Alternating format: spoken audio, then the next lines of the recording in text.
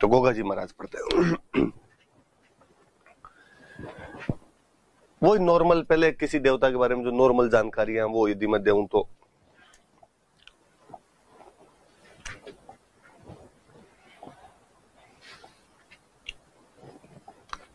गोगा जी पढ़ रहे हैं हम,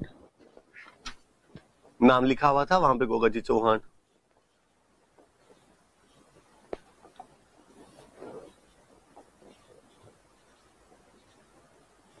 गोगा जी महाराज जो थे, इनका जो जन्म हुआ था वो हुआ था चूरू में, गांव पड़ता है ददरेवा, वहां पर गोगा जी का जन्म हुआ। इनके पिताजी का नाम हुआ करता था जेवर सिंह, सामंत थे ये लोग वहां के।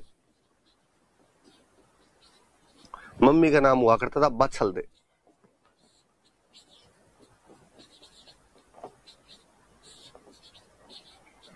दो तीन जानकारी याद रखना भाई, कि जन्म तो कहां पर हुआ था, ददरेवा चूरू में। पिताजी का नाम था जेवर सिंह और मम्मी का नाम क्या था, बाछलदे था। मुझे याद है किसी एक एग्जाम में पूछा हुआ था कि जेवर सिंह और बाछलदे कौन से लोक देवता के माता पिता का नाम था, तो गोगा जी महाराज के माता पिता का नाम था। ऐसा कहा जाता है कि गोगा जी ने महमूद गजनवी के खिलाफ युद्ध किया था। महमूद गजनवी जब 1000 ईस्वी के आसपास में भारत पर कई अटैक करता है, उस दौरान एक अटैक जब वो पंजाब वाले रास्ते से हनुमानगढ़ की तरफ से होकर निकल रहा था, इस तरफ से अपने राजस्थान से होकर निकल रहा था, तब कहते हैं बीच में गोगा जी उससे युद्ध करते हैं। जब वो गोगा जी को युद्ध करते हुए देखता है तो वो महमूद गजनवी कहता है कि यार ये आदमी तो जाहिर पीर लगता है। क्या लगता है? जाहिर पीर लगता है। अरबी भाषा का शब्द है जिसमें जाहिर का मतलब है साक्षात,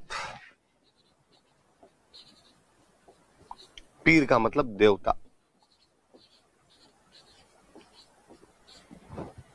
कि ये व्यक्ति तो साक्षात देवता के समान लगता है, जाहिर पीर के समान लगता है। जैसे अपन कई बार बोलते हैं ये बात जाहिर तौर पे सही है, मतलब ये बात साक्षात सही है एकदम, इसमें कोई रौला रप्पे वाली बात नहीं है।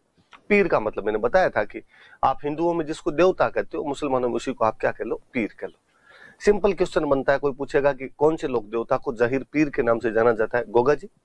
ऐसा किसने कहा था उनको? तो गजनवी ने कहा था। महमूद गजनवी के खिलाफ उन्होंने युद्ध किया था और महमूद गजनवी ने उनको ये बात कही थी, याद रखना। आप अक्सर गांव में जब कोई मंदिर वगैरह देखते हो तो उन मंदिरों के बाहर नाम भी लिखा होता है, तो जाहिर पीर गोगा जी होता है। पर चूंकि धीरे धीरे आप भ्रंश होते हैं नाम, तो कई जगह आप जाहिर की जगह जाहर देखते हो, पीर की जगह वीर देखते हो। जाहर वीर गोगा जी भी देख लेते हैं आपने, पर एग्जैक्टली वो जो नाम है वो जाहिर पीर है। ऐसा कहते हैं गोगा जी के दो मौसेरे भाई थे, अर्जुन और सर्जन।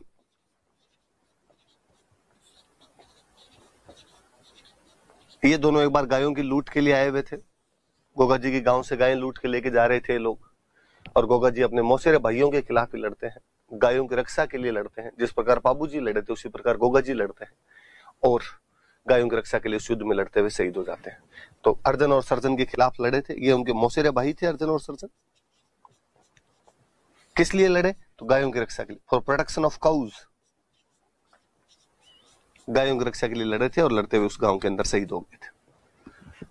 नॉर्मल सी बात है कि इनके जन्म ददरेवा में हुआ। पापा का नाम जेवर सिंह था, मम्मी का नाम बछलदे था। महमूद गजनवी के खिलाफ युद्ध किया तो गजनवी ने इनको जाहिर पीर कहा था। अपने मौसेरे भाइयों अर्जुन सर्जन के खिलाफ गायों की रक्षा के लिए लड़ते हुए गोगा जी महाराज शहीद हो गए थे।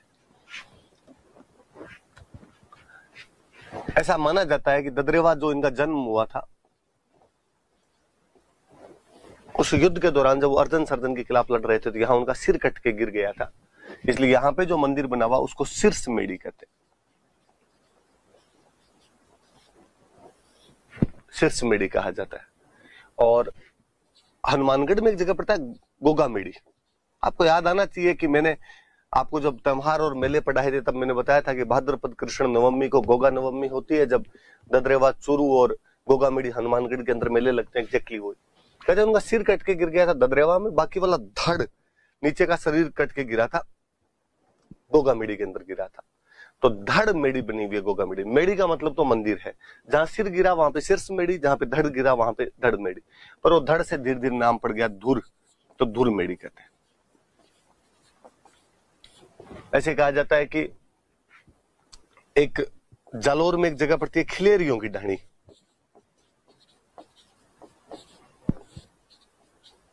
खिलेरियों की ढाणी नाम करके जालोर में जगह है, सांसोर के पास में। और वहां पर गोगा जी का एक छोटा सा मंदिर बना हुआ है।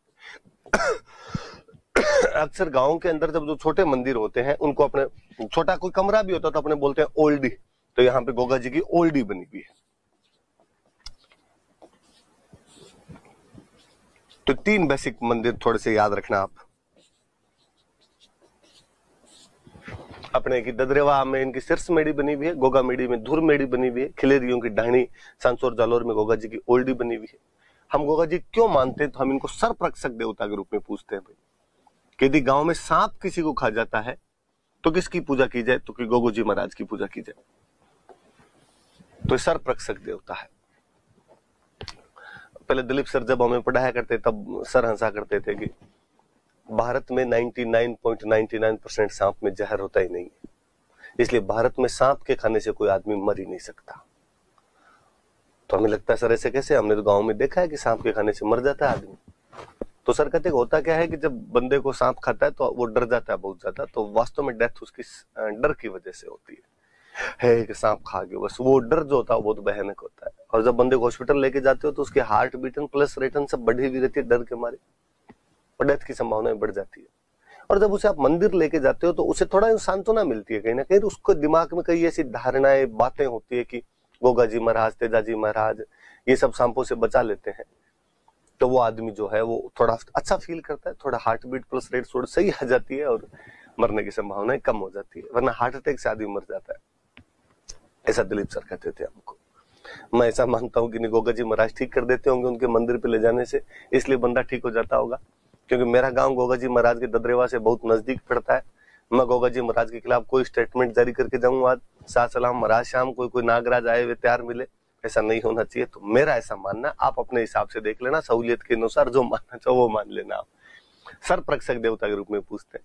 सांप से डर सबको लगता था, सबको लगता। तो राजस्थान में सबसे अधिक मंदिर यदि किसी लोक देवता के तो गोगा जी महाराज के। जटे जटे खेजड़ी न बटे बटे गोगो, कि जहां जहां खेजड़ी है वहां वहां गोगा जी के मंदिर मिल जाएंगे। तो गोगा जी के जो मंदिर है वो खेजड़ी के पेड़ के नीचे बनाए जाते हैं। खेजड़ी वृक्ष के नीचे हमेशा मंदिर मिलेंगे आपको गोगा जी के। अब ये भी मुझे लगता है यार इसमें कई याद करने वाली बात है। राजस्थान में खेजड़ी थी तो खेजड़ी के नीचे बनाएंगे। कौन से यहाँ पे पपीते थे जो उनके नीचे मंदिर बना लेते हैं अपने, तो खेजड़ी के नीचे उनके मंदिर बने हुए रहते हैं। मेड़ी होती है गोगा जी महाराज की, जो मेड़ी बनी हुई रहती है। एक राइटर है कवि मेह, और कवि मेह ने एक बुक लिखी है, ये याद रखना, गोगा जीरा रसावला।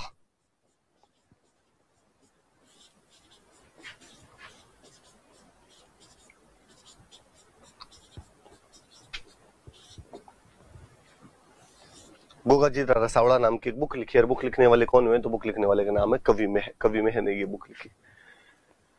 ये जो गोगामेड़ी वाला मंदिर है इसके लिए कहा जाता है कि ये मकबरा शैली में बना हुआ है।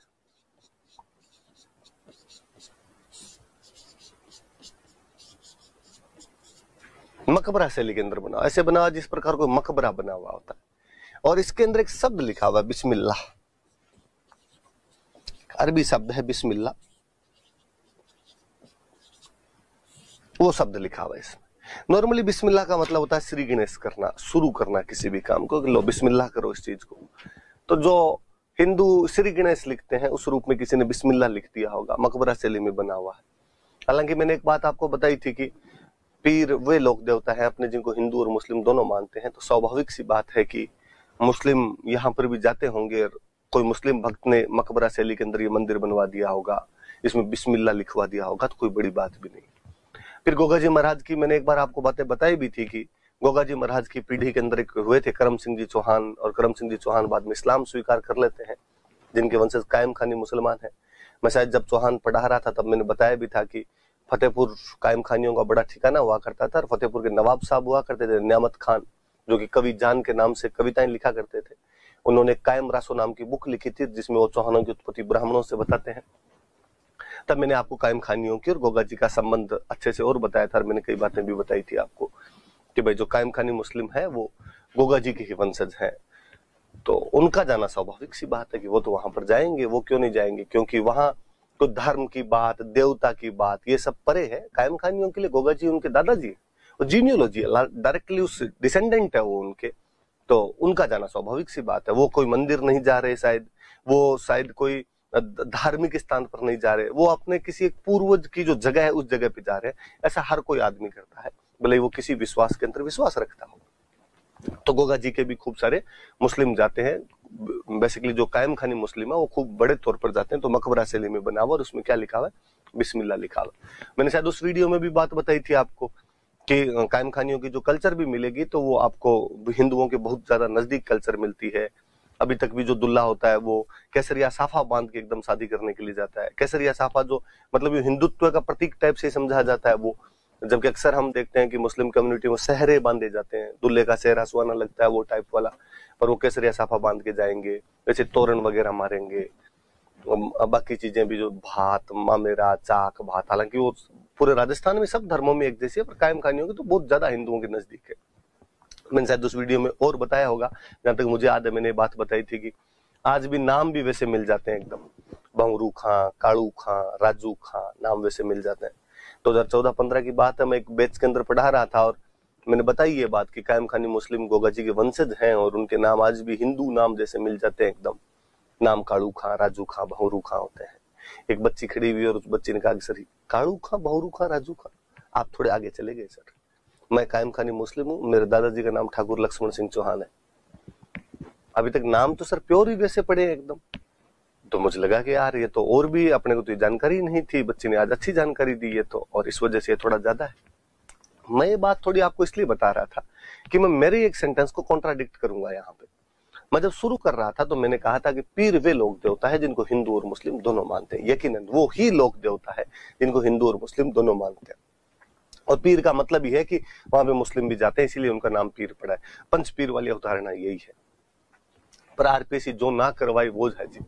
मुझे याद है आरपीसी ने एक बार एक क्वेश्चन पूछा था, क्वेश्चन में पूछा कि इनमें से कौन से लोक देवता को मुस्लिम भी मानते हैं, और उसने पाबूजी, हाड़बूजी, गोगा जी और मल्लीनाथ जी 4 ऑप्शन देके गोगा जी उत्तर मान लिया था। यदि अब उसको कोई देखे तो वो कहेगा यार पाबूजी हड़बूजी भी तो पंचपीरों में आते हैं, पंचपीरों को तो मुस्लिम मानते हैं। पर पेपर बनाने वाले ने दिमाग ज्यादा लगाया होगा और उसको लगा होगा यार गोगा मेडी वाला मंदिर तो मकबरा शैली में ही है, बिस्मिल्लाह लिखा हुआ है, मुस्लिम इतनी बड़ी संख्या में जाते हैं, कायम खानी इतना ज्यादा मानते हैं, तो उसने उस रूप में पूछ लिया। तो वो भी क्वेश्चन यदि कोई रिपीट कर दे तो आपके दिमाग में रहे। फिर आप कहोगे सर फिर पहले वाली बात हम क्यों माने, कभी अगला क्वेश्चन मेंस में पूछे कि पंच पीर क्या होते हैं तो बताना कि पीर वे लोग देवता है जिनके हिंदू और मुस्लिम समान रूप से पूजा करते हैं तथा राजस्थान में ये 5 पीर है। तो मैं इसलिए दोनों बात बता रहा था आपको, तो ध्यान रखना है सारी बातें। ये भाई गोगा जी महाराज की जितनी बातें थी मैंने आपको बता दी।